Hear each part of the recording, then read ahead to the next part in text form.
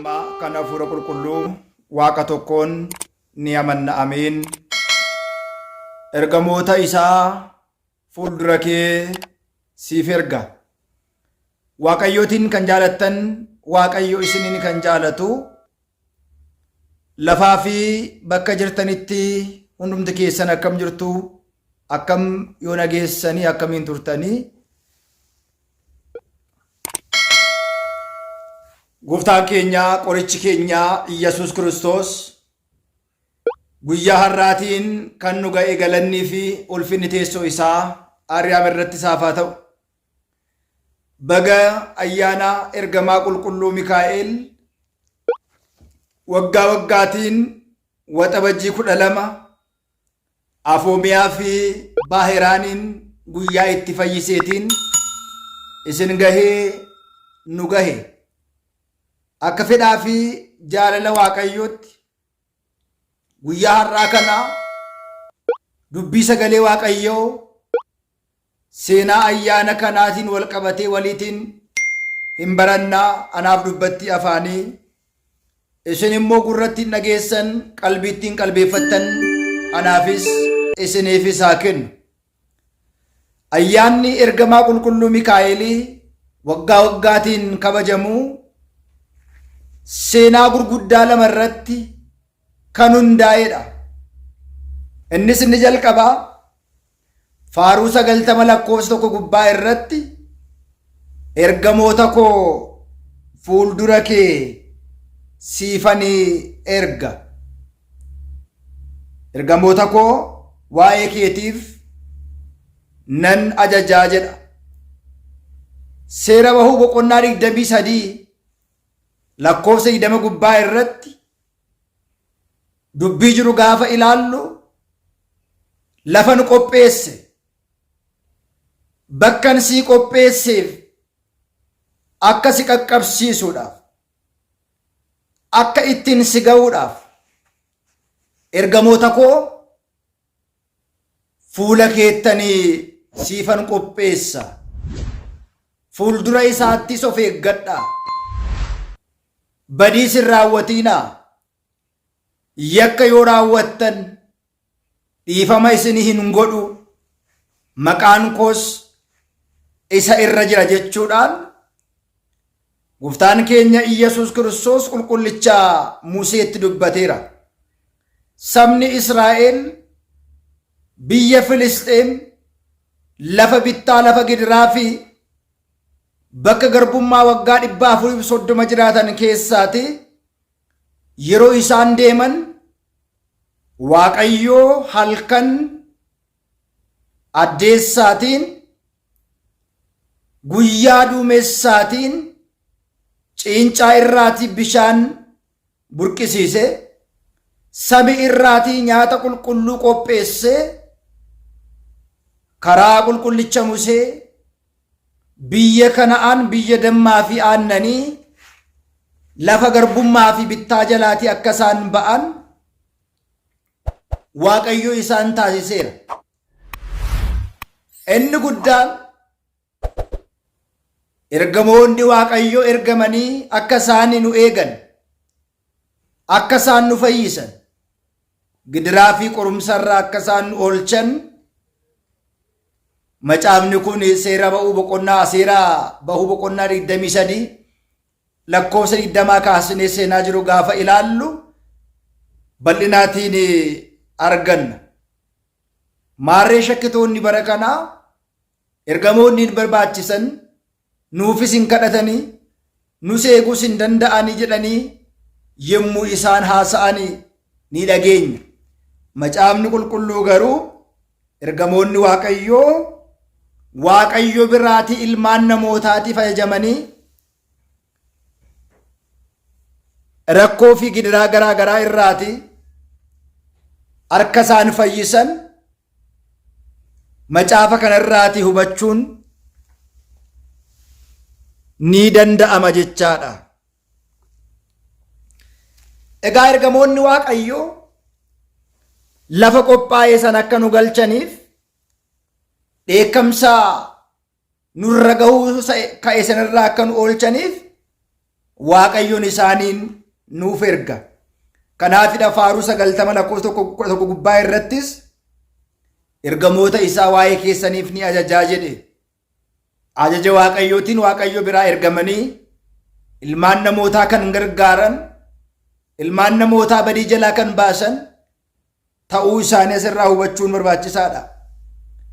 Gara seenaa guyyaa har'aatti gaafa deebinu waxabajjiin guyyaa 12 waa gurguddaa lamaatii fi kabajama isiniin jedheera. Inni jalqabaan guyyaa kana biyya Kilqiyaa Afoomiyaa kan jedhamtu dubartittii gaarii, dubartittii qajeeltu tokkotu turtee jedha. Abbaan warraa ishii Astiraaniqoosii jedhama. Qabeenya ishii irraa Waaqayyootiif laachaa kennaa soomaa sagadaa ni jiraatti ture jedha. Sanaatiin booda seexanni yeroo hundumaa dabaaf, jal'iinsaatiif, hammeenyaatiif kan hin ciisne jaarsa monoksee fakkaatee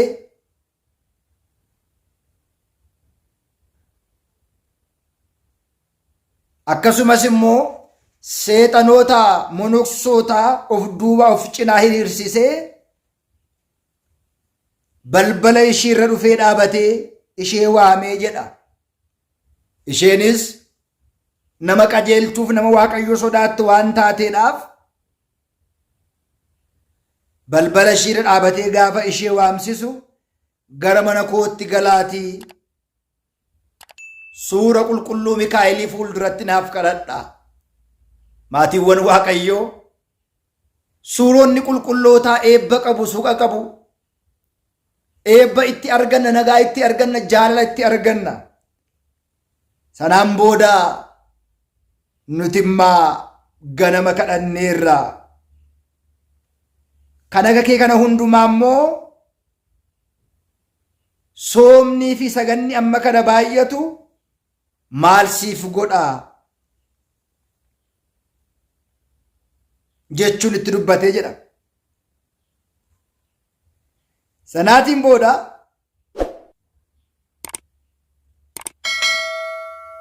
qabeenyi kee yoo baay'ate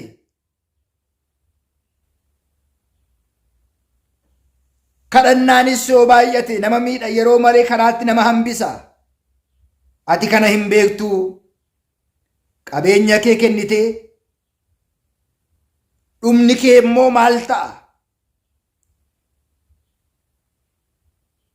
jechuudhaan yaada hin taane keessa ishee kaa'e.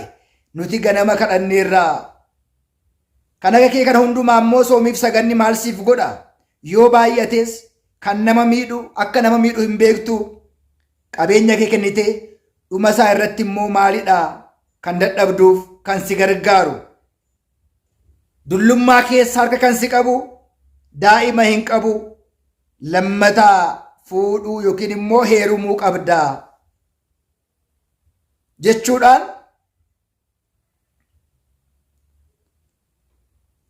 lammata heerumuun yakka yookiin immoo cubbuu sitti hin fakkaatiin.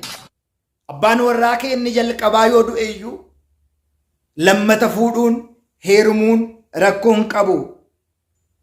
Abbooliin keenya dabraan Abrahaam faa, Daawit faa dubartoota baay'ee irraatii ijoollee baay'ee horaniiru jechuudhaan yaada nama ababbaluutiin jechoota garaagaraa dubbatee yaada afuurawaa keessa ishii jiru, yaada biyya lafaa keessa ishii galchuudhaan yaada isa samii, jireenya isa bara baraa akka isheen dagattu taasiseenii jedha.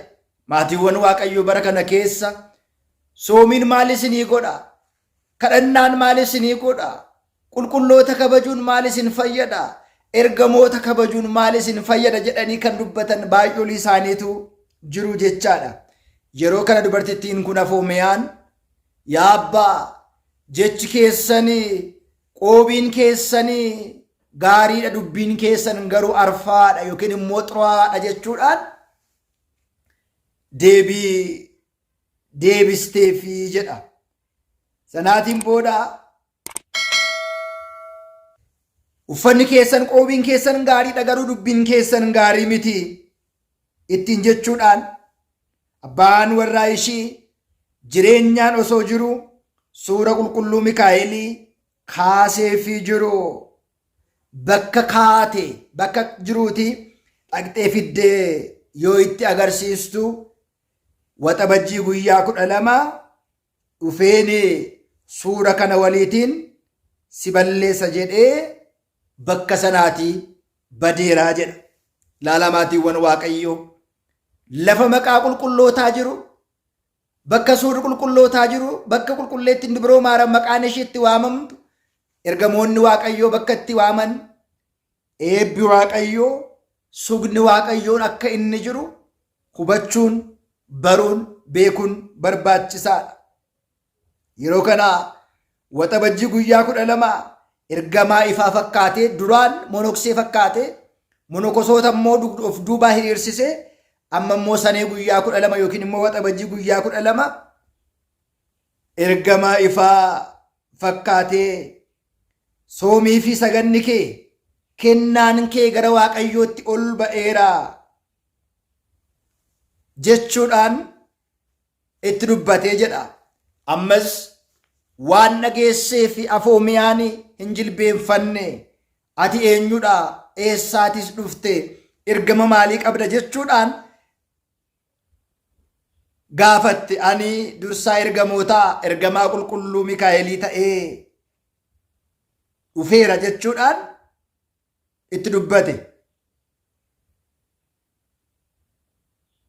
Sanaan booda ergamaa qulqulluu Mikaa'elii ta'uudhaaf mootiin chaappaa mootii malee hin deemu waan ta'eedhaaf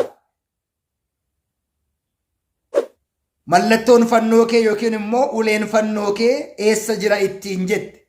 Innis deebisee fannoon qabsiisee dhungachiisuun barmaata keenya malee nuti immoo hin qabannu jechuudhaan ammas lammata gowwomsuu barbaade mooksuu barbaade. Yeroo kana suura ergamaa qulqulluu Mikaa'elii lafa keessa fiddee gaafa isheen dhuftu ishee hudhee jedha. Irratti beekuu isheetiin gaafa inni dhaqee ishee hudhu ergamaan qulqulluu Mikaa'elii guyyaa kana qaqqabee gidiraa jalaatii du'a jalaatii badii jalaatii ishee oolcheera. Galannii fi ulfinni Waaqayyoo fi haa ta'u.